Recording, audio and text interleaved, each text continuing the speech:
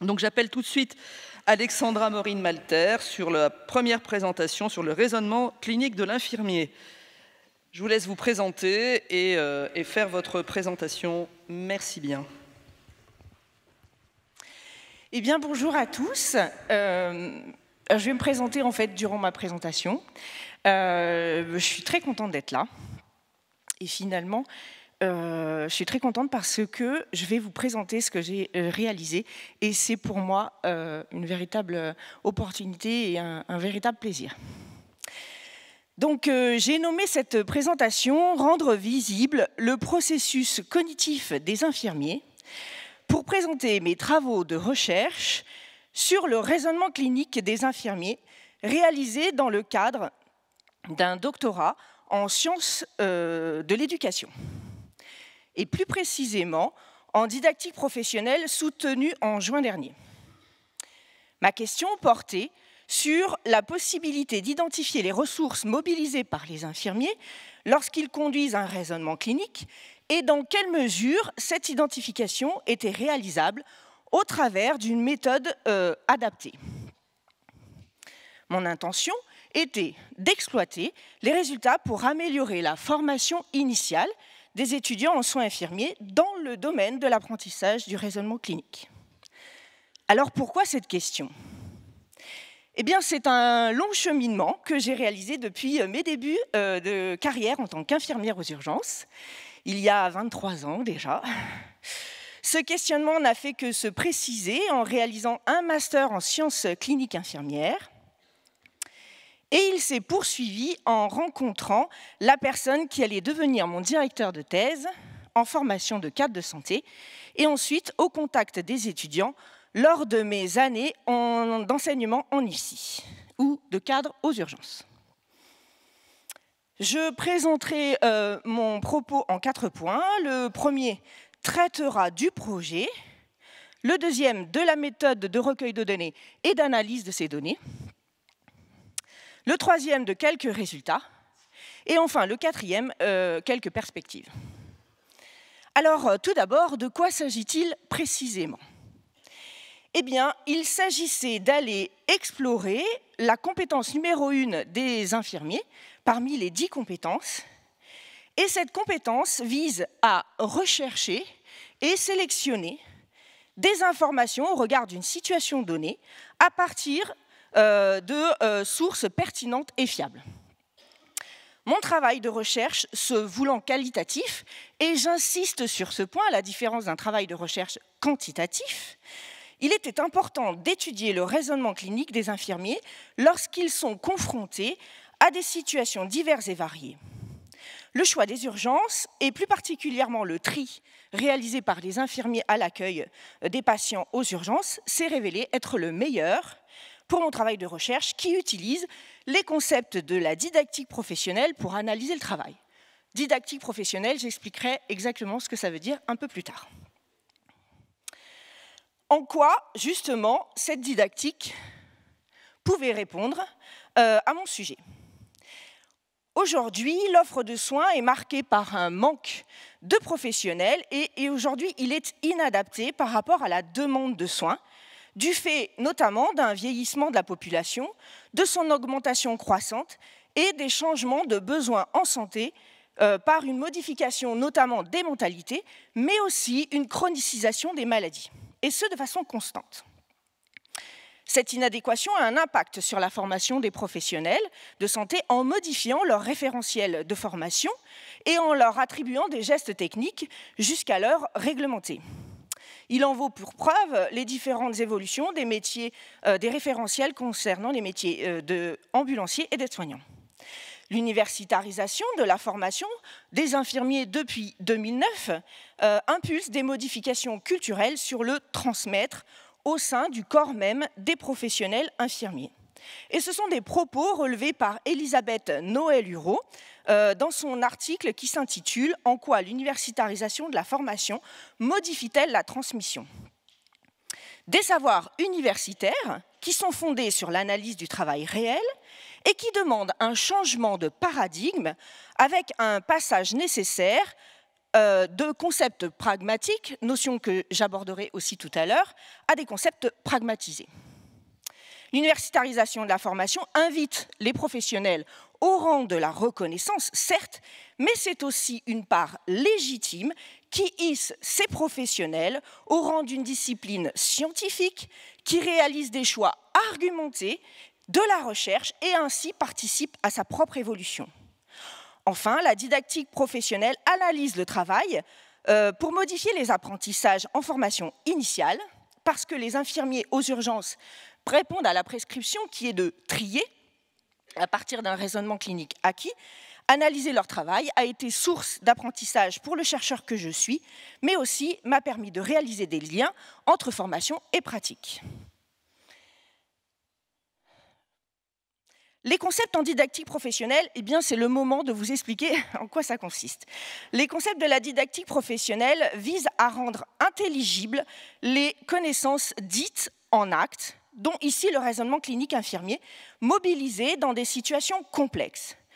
Cette discipline m'a permis de comprendre les processus cognitifs de la compétence numéro 1 et ainsi d'analyser l'organisation des activités en lien avec cette même compétence, au sein d'une classe de situations qui sont les différentes situations rencontrées par les infirmiers lorsqu'ils trient en service d'urgence. Les recherches de Pierre Pastré, qui est le père fondateur de la discipline, ont mis en évidence les notions de concepts pragmatiques, qui sont une forme de concept en acte. Ces concepts organisateurs de l'action trouvent leur origine dans la pratique et on les nomme concepts pragmatiques, mais aussi parfois dans des concepts scientifiques et techniques et on les nomme concepts pragmatisés. La structure conceptuelle d'une situation est l'ensemble des concepts pragmatiques ou pragmatisés qui ont pour fonction d'orienter et de guider l'action. J'ai par ailleurs étudié des concepts en psychologie cognitive en m'appuyant sur les travaux de Daniel Kahneman, qui est un psychologue et un économiste qui a travaillé sur les 2 systèmes de la pensée. Et je me suis aussi appuyée sur les différents types de raisonnements utilisés en médecine ou dans le domaine des soins infirmiers, qui sont les raisonnements hypothético-déductifs ou pattern cognition notamment. Désormais, je vais vous présenter la méthode de recueil de données. Nous avons réalisé notre recherche dans notre recueil de données dans un service d'urgence de la région Montpellier-Rennes, un petit peu excentré de la ville. Sa particularité réside dans le fait que la structure est la seule présente sur un territoire dans un périmètre de 30 km aux alentours. Vous constaterez que la période était juste avant le premier confinement. Alors, nous sommes allés à la rencontre de 6 infirmiers qui triaient. Nous avons filmé le tri qu'ils réalisaient. Nous avons filmé aussi les transmissions qu'ils réalisaient aux médecins et nous avons réalisé un entretien d'autoconfrontation de ces 2 films. Un entretien d'autoconfrontation permet de recueillir le point de vue, la pensée brute de la manière dont les infirmiers réalisent leur tri. L'objectif est de questionner les invariants mobilisés par les professionnels lorsqu'ils reçoivent les patients et investiguent auprès d'eux la raison de leur venue. À la suite de ces 6 premières rencontres, nous avons constaté un certain nombre de discordances. Et lorsque les mesures sanitaires se sont assouplies, nous sommes retournés sur le terrain pour interroger un 7e infirmier avec lequel nous avons réalisé exactement le même protocole. À la différence près, c'est que nous sommes allés rencontrer le médecin qui a réalisé la consultation auprès du patient qui avait été trié par l'infirmière, et nous avons fait un entretien d'autoconfrontation sur sa consultation, ainsi qu'une alloconfrontation de ce qu'avait réalisé l'infirmier. Je tiens à préciser ici que l'intégralité des acteurs ont donné leur accord, le patient, le médecin, l'infirmier, le directeur de l'établissement, ainsi que le cadre de santé, pour participer à la recherche. Nous tenons aussi à préciser que nous avons systématiquement pris soin d'identifier le diagnostic final réalisé par le médecin et consigné dans le dossier.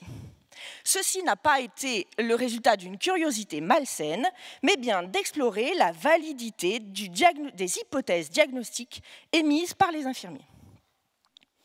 Afin d'analyser ces verbatims obtenus, à partir des entretiens d'autoconfrontation, nous avons choisi d'utiliser un protocole élaboré empiriquement par les doctorants de mon laboratoire qui est le LIRDEF.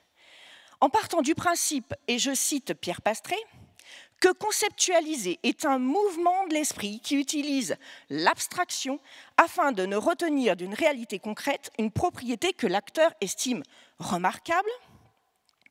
Ce protocole nous a permis d'identifier peu à peu les invariants à partir desquels une question, quand et comment ils émergeaient, les indicateurs que le professionnel repère dans la situation et énonce, les théorèmes en acte, tenus pour vrais par l'acteur, les concepts en acte, à partir d'un ou plusieurs mots, et enfin, les pratiques induites qui conditionnent les actes de l'acteur. Mais pour tenter de comprendre ces fameuses discordances que nous avons évoquées tout à l'heure, ce que nous avons au départ relevé comme un phénomène d'adaptation nous a peu emmené sur la piste de l'ajustement au sens historico-culturel de Lev Vygotsky. Pour tenter de préciser ces ajustements que réalisait le soignant tout au long de son tri, notamment durant la conduite d'entretien, nous avons procédé à une analyse langagière des discours du patient et du soignant en nous inspirant des travaux d'Éric Saillot sur les interactions soignant-patient dans l'espace dialogique ouvert entre eux. La question était de savoir quelle était la force illocutoire et l'effet perlocutoire des messages de chacun des interlocuteurs qui pouvaient conduire à des ajustements de la part du soignant notamment. Le petit dessin sur la gauche nous permet finalement, illustre la force illocutoire du message de l'enfant qui dit avoir envie de dormir en ayant un effet sur l'infirmier qui lui propose une installation confortable. On note la participation de cet échange au mieux-être du patient. Si on interrogeait cette infirmière, peut-être nous expliquerait-elle son intention. Nous pourrions relever dans son discours les représentations qu'elle se fait pour faciliter le sommeil de l'enfant et les actions qui sont en son pouvoir dans la situation pour satisfaire le désir de dormir de l'enfant. Les activités langagières des deux acteurs participent à la satisfaction du désir du patient, mais aussi de l'infirmier dans son prendre soin. Désormais, nous allons vous proposer quelques résultats. Voici une modélisation des tâches de l'infirmier aux urgences réalisée uniquement à partir des entretiens d'autoconfrontation et en suivant la méthode de recherche sur le repérage des invariants expliqués en amont. Je vous propose un focus de cette modélisation et nous avons repéré des pratiques communes qui sont en partie basées sur les recommandations de la SFMU. Je cite: l'examen clinique de l'IOA est concis, il articule examen physique, mesures et paramètres vitaux, interrogatoires. Il permet d'objectiver la plainte initiale en clarifiant le motif principal de recours et en identifiant les éléments de gravité patents et latents. L'examen physique débute dès le premier contact visuel dans la salle d'attente et cet examen nécessite quelques secondes. Nos résultats nous ont permis d'identifier 3 étapes qui vont permettre de balayer un ensemble d'indicateurs pris chez le patient et qui correspondent aux divers invariants qui sont dans le schéma d'avant. Le raisonnement nécessaire fait appel aux différents systèmes de raisonnement décrits par Daniel Kahneman pour analyser la situation, qui sont tout premier le décryptage du discours du patient par l'infirmier durant la conduite d'entretien, lorsqu'il le questionne en vue d'identifier le motif exact pour lequel il vient consulter. Le deuxième consiste à transformer ces données retenues en informations connues et communes par tous les professionnels de santé susceptibles d'interagir avec le patient et qui vient consulter. Enfin, la dernière étape consiste à transmettre oralement ces informations aux médecins ainsi qu'à ses collègues infirmiers. Ces informations orales sont cruciales dans la prise en soin du patient car elles déterminent les premiers soins qui soient du rôle propre ou sur prescription de l'infirmier. Ces informations doivent permettre aussi, si nécessaire, l'intervention immédiate du médecin auprès du patient. C'est pourquoi elles peuvent être simultanées. Une partie des résultats s'est centrée sur l'interprétation du discours du patient par l'infirmier.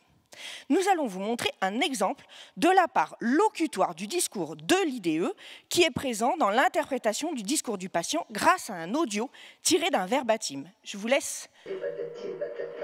Donc là, elle te raconte son discours interne, hein. Il faut baisser la tension, et patati et patala. Ça veut dire qu'elle a bien cogité. Elle a bien cogité. Oui. Cet exemple nous montre que le patient qui explique ce pourquoi il vient, dit et patati et patata. L'infirmier traduit ça par « elle a bien cogité ». Nota bene, cette patiente venait consulter pour des maux de tête. Interprétation de l'infirmier dans la force illocutoire du discours du patient. Je vous propose donc un deuxième exemple à partir d'une image tirée d'un des films du tri. Et on voit là un patient qui se tient le flanc fortement lorsque l'infirmier le questionne sur sa douleur. Le discours du patient a un effet sur l'infirmier qui pense que c'est pour qu'elle examine l'endroit du corps en question. Une autre partie des résultats s'est centrée sur la conceptualisation dans l'action, ces fameux concepts pragmatiques et concepts pragmatisés. Les infirmiers font systématiquement appel à des concepts pragmatiques construits ex nihilo. Nous avons réalisé excusez-moi, ça a été donc, c'est un exemple que je vais vous montrer, sur un patient qui vient consulter aux urgences pour une hyperthermie depuis plusieurs jours. L'infirmier mobilise son concept pragmatique problème infectieux avec comme indicateur qu'elle repère l'hyperthermie et l'action qui en découle est la réalisation d'hémoculture. On apprendra plus tard que le patient avait confié au médecin qu'il avait des antécédents de tuberculose. Et il ne l'avait pas dit à l'infirmier. Ça a été le point de départ de notre volonté d'interroger, donc de retourner sur le terrain pour interroger un 7e infirmier, puis le médecin. Et nous avons constaté, en interrogeant le médecin, que le médecin, lorsqu'il conduit son interrogatoire et qu'il fait son examen clinique, fait appel plus à des concepts pragmatisés. Chaque question, chaque recherche sont orientées pour affirmer ou infirmer des hypothèses qu'il émet au fur et à mesure de son entretien. Voilà. Enfin, une dernière partie des résultats est centrée sur l'identité en acte, en faisant référence aux travaux d'Isabelle Vinatier sur l'identité en acte. Les invariants du sujet sont repérés et orientent les actions de l'infirmier. Et on l'a repéré notamment lors de la conduite d'entretien sur la façon ou pas de lire la lettre du médecin qui accompagne le patient qui a été vu par un médecin traitant. Certains lisent la lettre du médecin qui adresse le patient avant d'effectuer le tri pour avoir des informations afin de guider leurs questions, de peur d'oublier quelque chose. D'autres préfèrent ne pas lire cette lettre pour ne pas être orientés dans leur questionnaire. Ce sont des invariants du sujet qui sont teintés de valeurs et de représentations que les infirmiers se sont faits lors de leurs différentes expériences. Des invariants du sujet sont aussi repérés dans l'examen clinique du patient. Certains réalisent un examen et d'autres non. Et là, je vous mets un morceau de verbatim d'un des infirmiers qui explique pourquoi, finalement, elle ne fait pas l'examen clinique parce qu'elle a peur, elle ne se sent pas assez formée et elle a peur de passer à côté de quelque chose aussi. Je termine, c'est les perspectives. Mon intention était donc d'exploiter les résultats pour améliorer la formation initiale des infirmiers. Ces résultats présentés démontrent de l'émergence de concepts pragmatiques par les infirmiers qui ne font pas référence à des concepts scientifiques. Afin d'améliorer l'accès au raisonnement des infirmiers à ces fameux concepts pragmatisés, nous proposons de développer les compétences scripturales des étudiants en nous appuyant sur les travaux de Marivette Balcou-Debuche, et qui cite Michel Lacoste en précisant que l'écriture a un pouvoir de désignation, une force d'évocation des objets en leur absence et un pouvoir de nomination.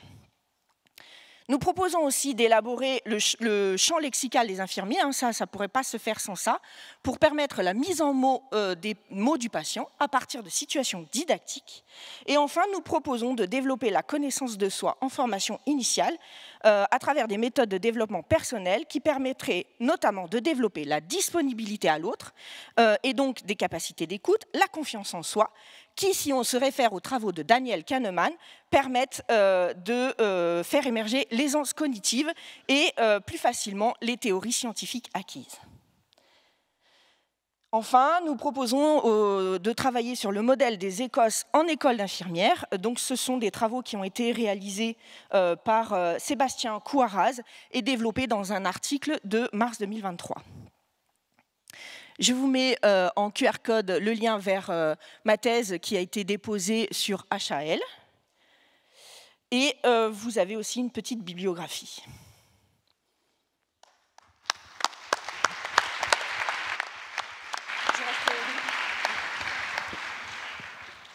Merci beaucoup pour cette présentation. Nous avons 10 minutes de questions, donc il serait possible en régie d'allumer la salle. Merci beaucoup. Eh bien, il y a déjà une question qui se oriente. Non? Eh bien, écoutez, en attendant, j'aimerais juste avoir un petit rappel de méthodo, s'il vous plaît. Il y avait 6 infirmiers qui ont donné leur accord, mais combien de transmissions vous avez analysées? Combien de prises en charge de patients? 6 ou 6 aussi. 6 aussi. D'accord. Okay. Et sur les critères de choix, vous avez dit que vous travaillez au CHU de Montpellier, que vous avez fait des analyses dans un CH périphérique. Pourquoi ce choix du CH périphérique versus CHU? Écoutez, je pense que quand j'ai réalisé mon enquête, j'ai effectivement demandé à beaucoup de services d'urgence de m'accueillir.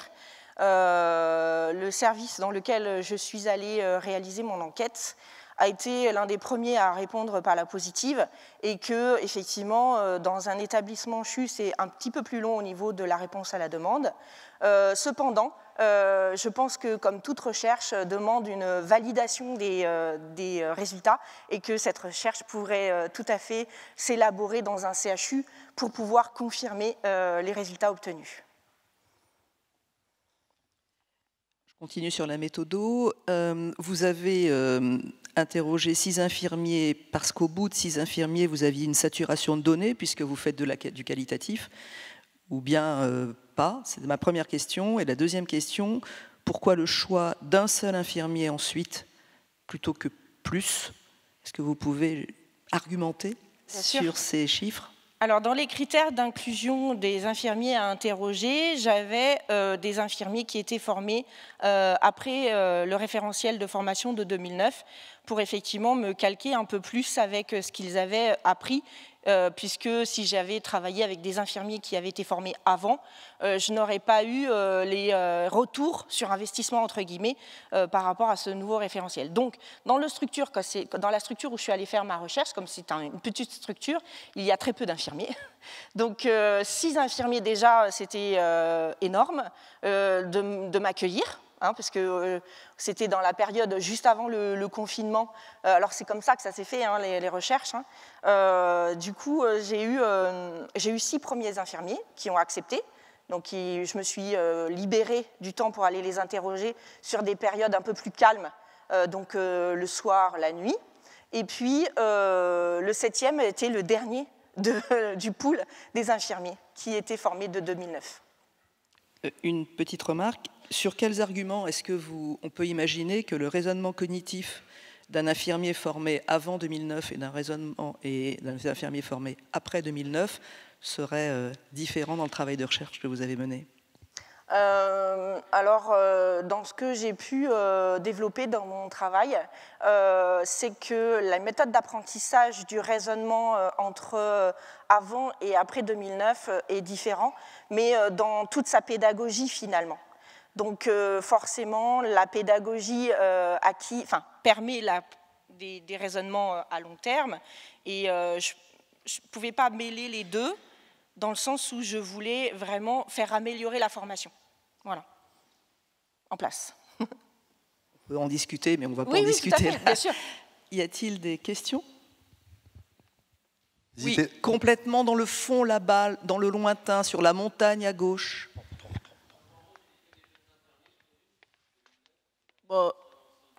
Non, c'était des infirmiers donc les plus jeunes, je crois qu'ils avaient 10 ans d'ancienneté.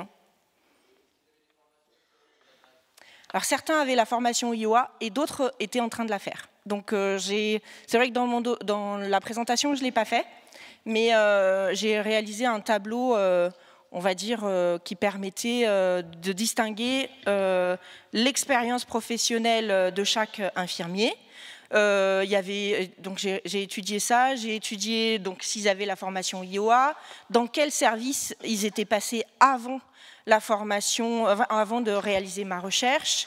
Qu'est-ce qu'il y avait d'autre? Enfin, il y a plein de choses que j'ai essayé de balayer pour comprendre un peu mieux, pour cerner un peu mieux le profil de ces infirmiers.